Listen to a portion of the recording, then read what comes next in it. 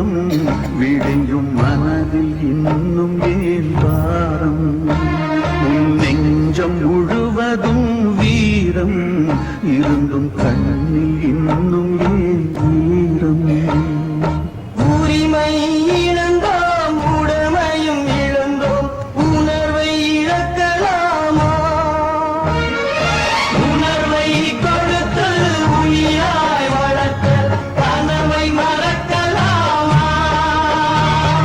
தோல்வி நிலையென நினைத்தால் மனிதன் வாழ்வை நினைக்கலாமா வாழ்வை சுமையென நினைத்து